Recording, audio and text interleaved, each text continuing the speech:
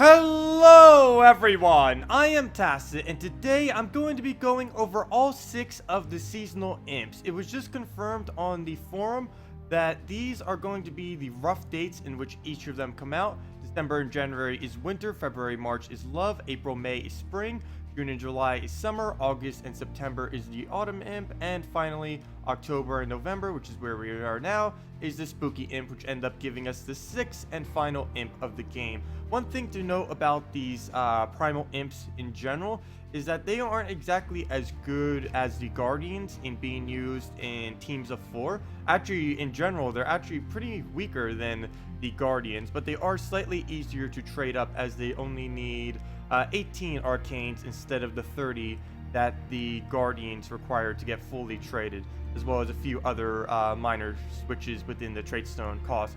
But overall, you can't really make a 4 times primal elemental team. It doesn't really work out that well since none of them really have synergy. They're based on being synergized with the color that they use, and since they all use a different color, using them all together don't exactly have any form of synergy. Every single one has the exact same traits. They have the elemental bond, the link to their color, and the magic to their color. So whatever they're doing is based on their colors. So trying to use 4 of them, all different colors, isn't really going to work that well. So in this video, I'm going to be showing my favorite team. Sorry about that. My favorite team to use with every single one of these. So let's get into that, starting it in chronological order as far as when they come out. And they will only be in the drop pool around these times of year, and then they go away, and then they'll come back next year. Is pretty much the premise of the seasonal imps. They're basically like the only group in the game that are like only there for a short amount of time and then come back later, like a whole year later. So there's only like a 2-month window to get them, and then you'll have to wait till next year. But let's start it with December, January at the beginning of the year and just go around the table. Pretty much whenever using Winter Imp, you are required to use a Valkyrie. There's pretty much no reason why you would ever not use a Valkyrie. As far as the rest of your team with it, you can pretty much put in anything. You can even put in multiple more Winter Imps. I've sometimes even used the Sea Troll, which doubles the amount of blue. But essentially, whenever you're playing with any of these imps, you want to make sure that you keep the board full with as much of their color as you can, since every single time you take that color, they're going to be gaining extra magic from it. So there we go, get up our Valkyrie, convert anything that we can get an extra turn off into blue, and it does so look like we'll have to do that on yellow. So let's do that. We'll convert those over to the yellow. We'll get 1 magic every single time we take a blue link. It doesn't matter too much if we give them skulls or anything. Our Scion should be fine. We do want to counter him some with our own skulls whenever we can, simply because we can drain his mana if our Scion is not at full. Well, it always drains, but we gain mana too if he is below the full threshold. But there he goes. There's the Paladin right up there. But before it gets to do anything, let's use our Scion, drain it out, do some true damage, and Scion to split true damage just like that of the Winter Imp. You can also use things like the Crimson Bat, Draculus, and pretty much any form of true damage really to assist with it. As I didn't even show what it does yet. It deals damage. It does true damage to randomly split among the enemies, but it does have a lower magic than all of the other imps, simply because it does true damage instead of physical damage. All 5 of the other imps do physical damage, meaning they hit the armor first and then the HP. But the Winter Imp hits their HP with its cast, and it also doesn't. It only gains 4 magic whenever it kills anyone, whereas most of the other imps, other than Spooky, end up gaining 8. So yeah, it has that. And also, I didn't even know that this used to be a thing. It's also boosted by the amount of blue gems on the board. I actually almost completely forgot about that. I believe that was something that they ended up switching. If I'm not mistaken, it didn't have that initially when it came out. So even more reason to have things like Valkyrie and Sea Troll with it. So from here, we basically just need to keep getting up our Valkyrie, and that'll pretty much end the match. Our Scion will make sure he rarely ever gets a cast off, as well as our Famine will be doing the same thing as that. So we'll take the skulls, we'll get drained, and he'll have to get his mana back up again. And now all we really need is to cast a Winter Imp, and we should be fine. Or just keep casting Scion at this point. Even if we don't end up getting a Winter Imp cast off, he's still assisting in the fact that he's giving us Water Link, making it easier for us to get up our Scion over and over again. So he'll convert out that. He's going to get actually a lot of armor and magic from that, but luckily we do true damage, so it doesn't really matter too much how high his armor gets. Of course, it does matter in the regard that he is going to be able to do quite a bit of damage to us as soon as he uses his paladin. Luckily, that is not enough mana or enough damage to kill anything on our team, so it'll be safe for at least the first shot. Of course, he's trying to go for my winter imp. Our famine just got the HP on the Templar, which killed it right through its armor. So right here, let's do this on green. That should be enough to finally get our winter imp up. So from there, it keeps getting a bunch more magic. It's already up to 29, much more than it was before. I'll let it take its skull if it wants. Let me just make sure there's no other mana. We even have a famine, just in case anything goes wrong. We'll have another mana drain just to use on everything else. And that winter imp should pretty much be the kill. Might be slightly off, but I think there's enough blue that'll kill on the board. Okay, nope, wow. 5 HP remaining. Well, all we have to do is just cast Scion or the winter imp, and we should be good to go at this point. So I'm just getting Valkyrie right back up, and then we'll convert out pretty much anything, probably purple, and that'll be the match. And we didn't even really use that famine other than his debuffing.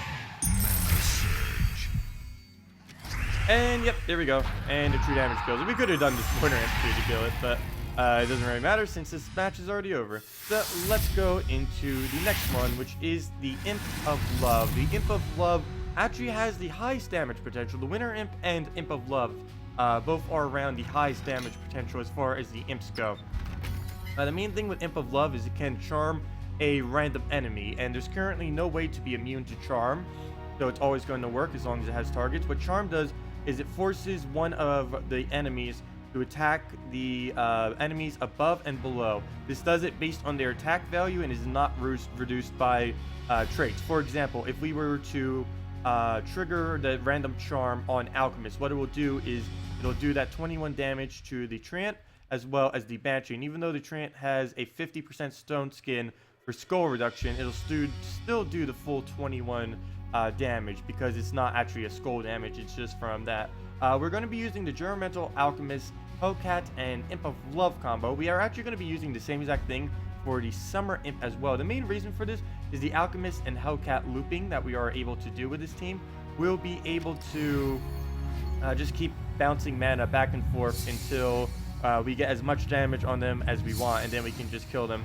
We have Euro up front just so we can keep looping whenever it is available, and it goes pretty well. So let's just get the mana started. As soon as we get one thing started, it pretty much just goes into everything. So let's see if we can start focusing down the Hellcat. One more yellow surge or purple surge. We'll do that. He's even taking the purple to try to block us from it. We do not use green or blue, unfortunately, with this team. You could replace out one of these and try doing that. Unfortunately, the one you'd probably have to get rid of is either Euro or Imp of Love, and obviously Imp of Love, and showing an Imp of Love team we can't get rid of, and Euro we kind of need just to help loop. But you could place bet if you best bet if you did want to use Imp of Love instead of Euro, would just be to replace it with something like the new Queen Jezebel or something of the like. But anyways, let's start just making sure everything is off the board. Take as many of those as we can so we can get more burning off of it, and let's start taking out the Banshee. I'm scared of what that might do whenever it casts, so I am going to take that out first, just to make sure his team doesn't get looping or anything like that, because this team, even on AI control, can get a little hectic sometimes. So let's end up just converting out these yellows. Don't really need to do that much, but I just want to make sure we can get some extra damage, give some Euro some more room to be able to cast, and let's just keep poking at it. Mana surge. Here we go. Imp of Love keeps going with the compassion, getting more and more magic as we get more and more red matches. So let's see. I don't think I can convert anything on red, so let's just do another Euro. She's almost going to be down. Just one more cast and she's done. And there's all the mana we need to be able to do so. So we'll just keep doing that, keep looping. And that's essentially this team. If you get lucky enough, you can win this pretty much without giving the enemy a single turn. Of course, it will get unlucky at times, and you'll just give them a bunch of mana, which is horrible, but it does happen sometimes. It's something that happens with pretty much any looping team. It's bound to miss eventually. But until we do, we'll just keep taking out all of these main damage sources just to make sure he can't really do anything. It'd probably be a good idea actually right now to be going after the Alchemist instead of the Trant, mainly because the Alchemist, not the Alchemist, the Valkyrie, simply because it can actually use the mana when we miss. Like right here, it's going to be getting all of that mana up on both of them. But we'll just keep going this route. Should still be fine. We'll just convert out the brown. You don't really need. I do have the banner, if I'm not mistaken, set to a +1 brown red actually. The brown is just to help get Earl started up when you first initially start. You don't really need it once the team gets started. It's just there to assist it when you're initially going. So, as you can see, we're already up to 53 damage on our Imp of Love. We didn't even need to use the charm. Actually, since they're divided, I'll show this now, since I'll end my turn real quick since the board doesn't have much. One thing to note about charm is if there's no enemies directly to the side of it, it's not going to do anything. Like right here, we'll do the charm, and normally it would attack the enemies above and below, but you said no target available because it can only target the ones directly above and below, which for both of them is literally nothing. So that is that. Unfortunately, we weren't able to get that off. You don't really need it though in a team like this. You're not really using it for that. You're mainly just using it for his legendary ability, which is the Compassion, that 1 red per turn. Plus his Fire Link is helping some too. As you can see, he's already up to 56. This is just going to keep going higher and higher. We can almost just one-shot at this point. We can just use a Euro and then use our Imp and it's over. Mana Surge. Should be enough damage. And do that. And he kills it for the double kill. So yeah, that is that team. We are going to do a similar team for the Imp of Love, but the rest of them are slightly different. So let's go over to Spring Imp. Actually, Spring Imp is probably my favorite Imp out of the 6. The main reason for this is it has the ability to entangle all enemies. So if they do not have immune to it, you're going to be able to pretty much just completely shut down their skulls. The other reason I really like it is because it works very well with Web Spinner. So let's see if we can try doing this. Purple yellow banner, the general premise of this is to keep spamming Web Spinner and then use Shugro to just team up their entire thing with the triple damage that the Web Spinner has. So right off the bat here, very, very lucky start. I have my banner set to yellow purple just to get our green seer up quicker. Look at that, right off the first turn, we already have it up. I'll convert out the purple. Not something I want to convert out, but it's better to have the green than to keep getting her spamming. So we're all going to do that. We do want to keep getting her up, though, whenever we can. I do want to try holding this. He doesn't appear to use green, so I don't really need to worry about... That's actually pretty lucky, too. He's not using green at all. So I don't have to worry too much about him trying to take green, because if he tries countering our greens, he's getting literally no mana out of it. So I'll try getting our green seer up. Hopefully he doesn't take our greens. Good. He's not going for our greens. So I'll just try getting green seer up. There we go. Perfect. I'll use green seer again. We'll use Web Spinner and kind of keep it looping from there. So right here, just do it on red. Don't really need red too much. We can keep converting out Sugar's mana. We only really need Sugar for one cast, if even that. Many times with this team, you won't even need a Sugar. So hopefully we get good luck here. Ooh, complete miss, which is very bad. Luckily though, he does not use any green, so at least he's not going to be able to cast anything from that huge miss. But now we just rinse and repeat, try getting Web Spinner back up, try setting the board back up so it can loop. And then from there we can just, whenever he starts wanting to skull spam, maybe if he's getting close to Inferno King, we can just entangle all of them. Green Seer also entangles a random one whenever she casts, so a lot of entangle spam. With his team. I'll take mana here, wait till more green gets on the board. We got very lucky in the fact that he's not really using green, so I don't need to worry too much about him doing anything on the board with it. So he's going to get a Gorgolfa off right here. Hopefully we'll not get an extra turn from wherever they fall, and it doesn't look like it. Actually, there's quite a few skulls. The only bad thing here is that there doesn't appear to be too much green on the board, so we will get a convert off.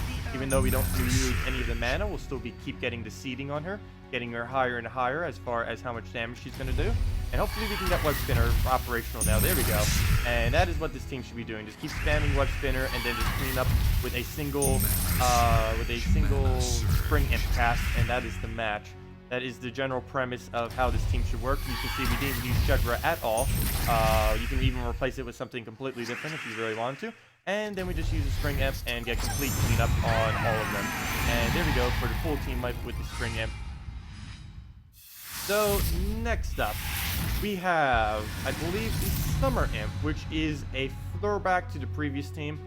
Mainly because it works in the same fashion as the Imp of Love with this looping team, except we're gaining on yellow now instead of on red. One other good thing is the Summer Imp actually creates red as well. It creates 7 red whenever it casts, so that will help with our red-yellow spam with this team. We do have to watch out for this team. I'm actually going to repick it real quick. The main reason for this is because Queen Mab is insanely good against this team. You get 1 freeze down on this and you're pretty much dead. You can normally survive it depending on how lucky the board is, but 1 freeze and it's a huge disable to this team, to the point that you almost can't even use it anymore. So I would definitely advise, regardless of what kind of composition you're using with the Hellcat Alchemist loop, that you do try avoiding anything that can really freeze spam you, particularly a fully traded Queen Mab, as this team is pretty abysmal up against it. So we're going to do the same thing, just focus on browns. This is why we have the +1 banner on brown, just to be able to get up our Yarrow quicker. And if we have 1 more brown, that would be amazing. That would be enough mana for him. Looks like we'll have to switch over to the Hellcat now, though. Looking for where we can get the most mana. If we get double surge here, we can get enough. 1, 2, perfect. Very nice. Oh, we even got some extra purple on top of that, even if we didn't get a surge on one of them. Our Yarrow is getting very low, unfortunately. And he might even kill it with the Giant Slayer thing. If I'm not mistaken, that does extra damage to Giant. And if he is smart enough, the AI, to target that on our Yarrow, that is a one-shot. Normally, I never see him around. He actually has the hardest counter in the entire game to our Yarrow. And yeah, that could be a problem. You don't really see Keghammer around that much, mainly because he's a Giant Slayer or Giant counter, and Giant teams aren't really that popular. Yarrow Fireman is basically the only popular Giant in the entire game, for the most part. But if we get lucky enough, we can just keep looping, make sure he never gets anything. Okay, there we go, red. I was gonna say, there better be a move. Okay, we really need to get him dead. We need to focus everything we have on killing that, let's see, let's use that, get our yellow up, on killing the Keghammer right there. So let's keep looping our Fire Mantle. Oh, cool, we even got a treasure map. So we'll keep spamming out on this. Hopefully we keep getting extra turns to the point that it doesn't even get to use its empowered ability. A little bit of a bad situation here. We can probably convert out the blue, though that's going to clear out a lot of the board. We might not be able to get an extra turn off of the Yarrow now. I'll leave those yellows there. We need a higher % chance of getting an extra turn. Normally you don't want to take the red or yellow extra turns before you cast, as that will reduce your chance of actually being able to get an extra turn. So there we go. All we need is 1 more Yarrow, and that is the end of him. So we were able to avoid the one-shot Keghammer that could have happened. So that was very nice. We'll kill him off right there, and that's pretty much everything we have to worry about. He could still win if this loop ends, but given that he doesn't have freeze or anything like that, it is very unlikely at this point that this loop will end. We can just keep going and going and going until he eventually loses. And of course, every single time we convert out these yellows, every yellow pair is giving us extra magic on our Summer Imp. It's now at 46 split damage to everything. And yeah, we can just keep going. Let's go and try taking out the Gorgotha right there, just to make sure he doesn't take any of the yellow, just in case we miss. And speaking about miss, our board is starting to get pretty bad. So let's actually use the +8 that it has. Pretty much every single imp gains magic whenever it kills something. Every single imp does this except the spooky imp, which we'll be showing later if you didn't see the other video. But we're going to do this. He's actually going to be gaining 8 magic from killing off this Gorgotha right here. And of course, he's going to create those reds. He's going to give us a little bit of mana, help get our Yarrow back up, help our Hellcat be able to aim, like right here. And now we repeat again. Actually, I should probably use Alchemist first and then repeat if we have a shot for it. Though I do not see any spot where we... Okay, green. I don't think that's enough. Oh, well, we'll do it anyways. Well, we need something to feed the red to. So we'll do that, and I'll make a slightly better chance to get an extra turn. We'll use Yarrow again. Let's hopefully get it down. All we need to do now is just 2 more Yarrows, maybe even 1 more Yarrow if we get another skull out of random nowheres. And yeah, just do that. And that is the match. And we'll use the Summer Imp. Actually, we should have already just used the Summer Imp, but we'll use the Summer Imp with his already 65 split damage, going even higher, to kill off the hero. So yeah, that ended up going pretty well then. As you can see, it's the same general premise as when we use the Imp of Love. Actually, in my personal preference, I would actually say the Summer Imp in this particular team is better than the Imp of Love, though I do say in most instances other than this team, Imp of Love is a bit stronger simply because of how much damage Charm can do, especially if you get him up early on in the match. So let's go now and go over to the next team if all of these rewards would ever end. What is my... Oh, yeah, I'm using the most ridiculous team. Someone asked me to do teams to counter all of the best teams that are currently in the meta that are being overused right now. I will be doing that eventually. But for right now, let's go and use our Behemoth, Valkyrie, Apothecary, Autumn Imp against the team right here. This Autumn Imp team and this Spooky Imp team, I did show the other day, but I will be showing them all in this video for coherence, just so everyone can see it all at once. For anyone who comes in at a later time who's looking just for all of the imps, the seasonal imps. So right here, we're going to do the same premise to get Valkyrie up, or the same premise as when we were using our winter imp. For the most part, we're going to get our Valkyrie up. That Valkyrie will feed our Apothecary. That Apothecary will then feed both the Behemoth and the Autumn Imp. The Autumn Imp is kind of like a mini Behemoth in a way. They're both very similar and should pretty much always be used together if you happen to have a Behemoth. They both do a 10 random gem destroy, and what you generally do is you use Behemoth to take out the bulk of their HP and armor, and then you use the Autumn Imp to do the cleanup on them. And that generally works against most teams, especially if you have a fully traded Behemoth with all of the HP it's going to get, the Impervious, making it immune to pretty much everything in the game, which is very helpful. Apothecary will be getting you souls, Apothecary will be getting you extra gold, Valkyrie will be getting you souls, and it goes fairly decent if he would stop buffing up.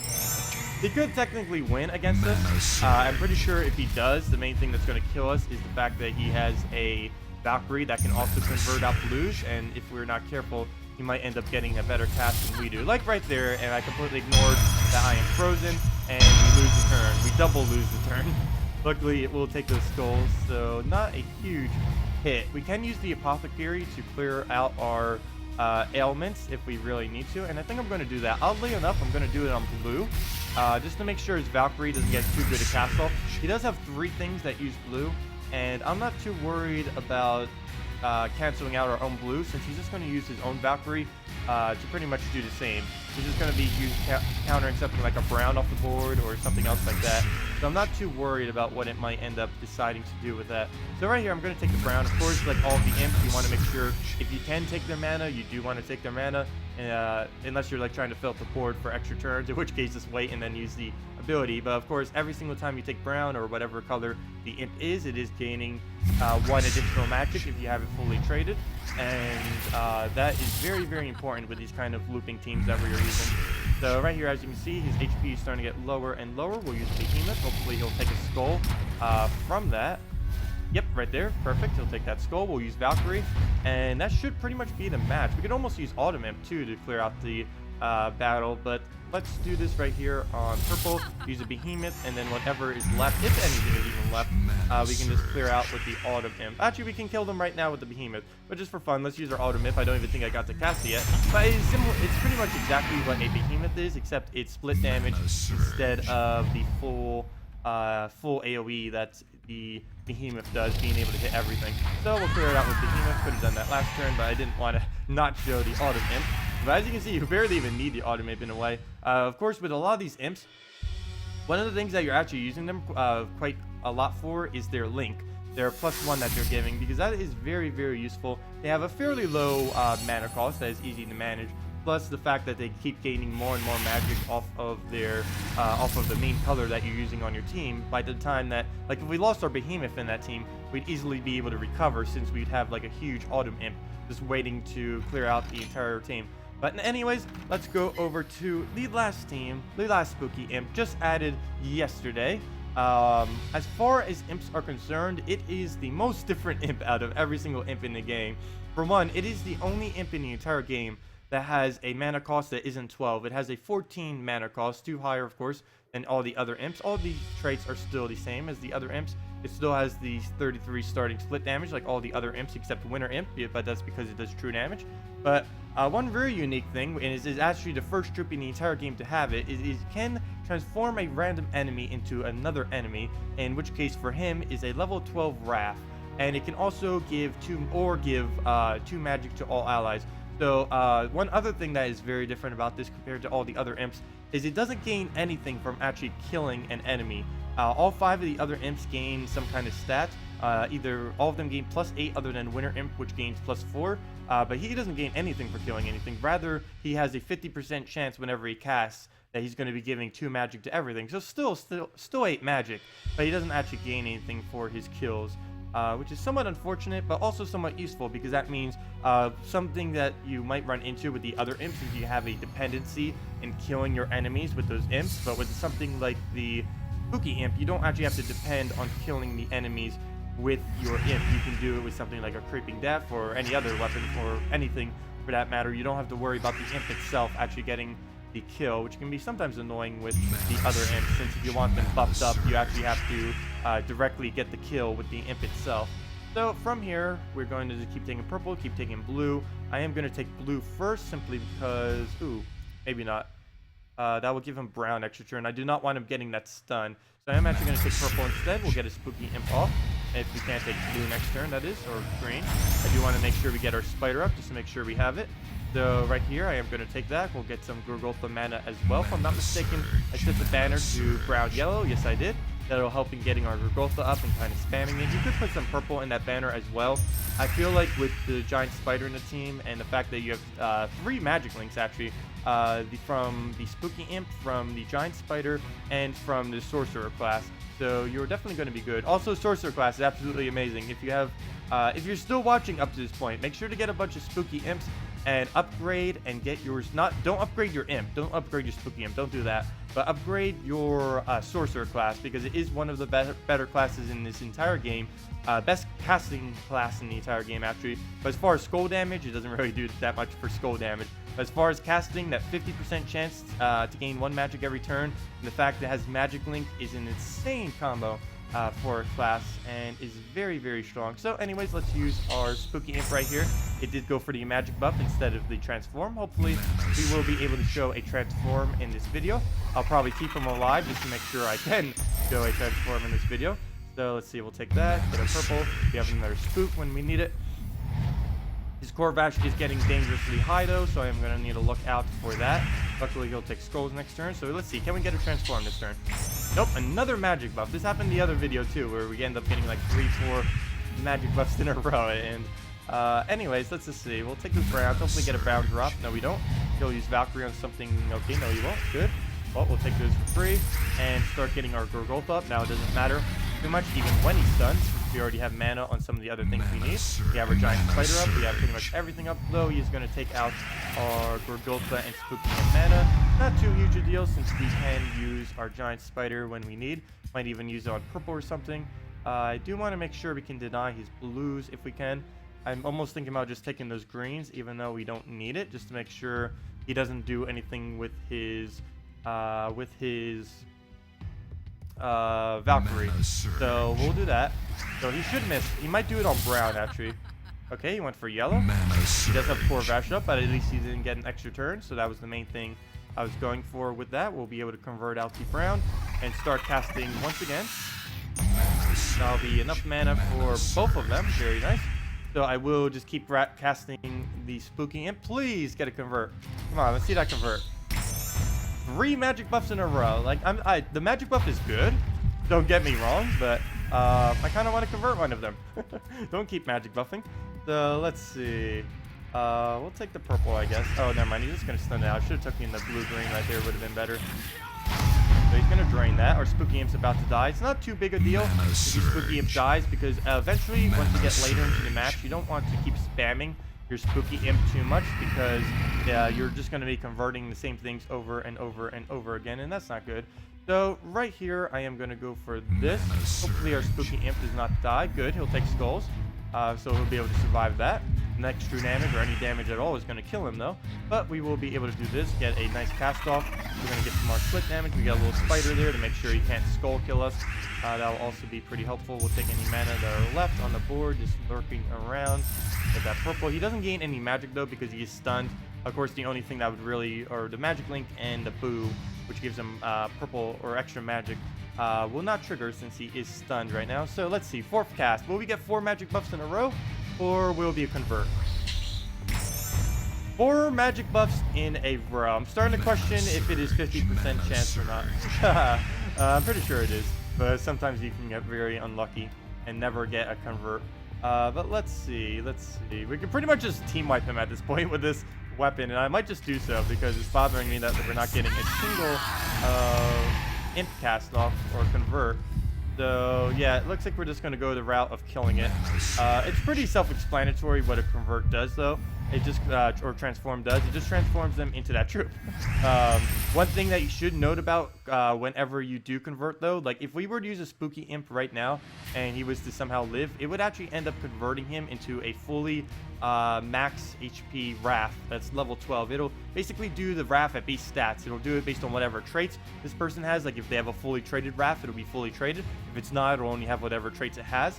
And as far as the level, of course, that's determined by the fact that he's making them level 12. And it will just be scaled based on whatever team bonuses and anything else he has. And since he has none, it'll just be whatever his level 12 is with whatever kingdom bonuses he has on top of it.